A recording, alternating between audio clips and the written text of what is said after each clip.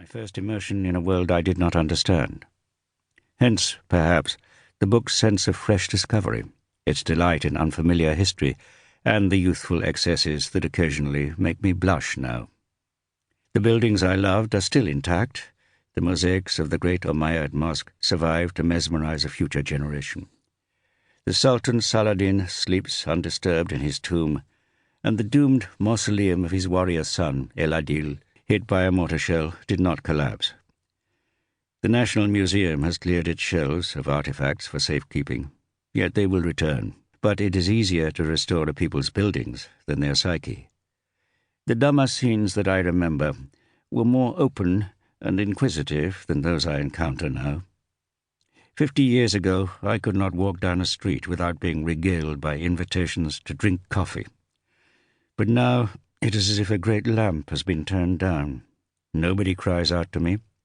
In part, this is the result of a mass tourism that has come and gone since I left. But after 6 years of war, the citizens less often meet my gaze. They have become private, weary, sometimes angry. This war will go on for 10 years, or forever, they say. Look at Libya, look at Iraq. Our economy is dead. A kilo of tomatoes used to cost 40 Syrian pounds, now it's 700. And how did you come to be here? There are no Westerners anymore. The government finds new ways to tax us, but our salaries stay the same. Syria is bleeding. But when I encounter anyone more closely, an old remembered sweetness emerges, like the residue from centuries of civilization. People simply want an end to suffering. They are very tired. Everyone has a tale to tell of how mortar fire has wrecked a home or killed a child. If Damascenes support their brutally repressive regime, it is because the rebel alternative, lowering outside the walls, would be harsher still. It is a regime that unites its minorities in nervous coalition. The government of Bashar al-Assad is dominated by the Shia sect of Alawites, and the Shia are now more visible in this Sunni city. Their shrines, once little visited, are frequented by Iranian and Iraqi pilgrims. Other minorities, especially the Christians, who number 10%, fear what might become of them under extremist rebel occupation. There is no escaping the presence of war. There are roadblocks and sentry posts at every other street crossing, manned by soldiers toting assault rifles or sipping little cups of tea, cement-filled drums piled into barricades, streets throttled by razor wire, and the unseen presence of the Mukhabarat intelligence service adds another layer of fear. I encountered this shadow world while unwisely taking a photograph of the city from Mount Kasiyun. 2 plain-clothes men appeared from nowhere and escorted me to an unmarked room immured among ramshackle houses.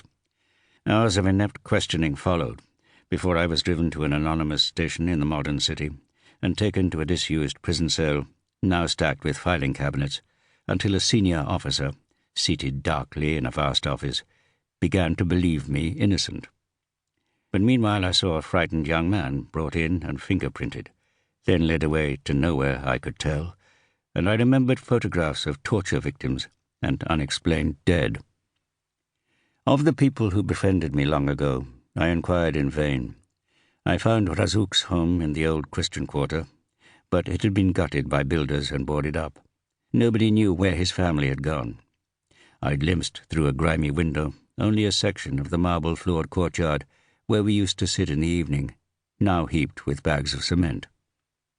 Of the Bahena family, Elias and Tony had died years before, and the children emigrated. Only Rada still lived in the city.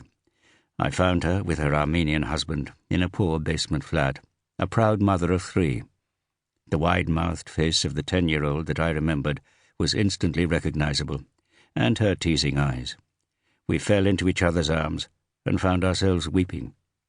She remembered the bracelet I had given her and the clockwork toys at Christmas.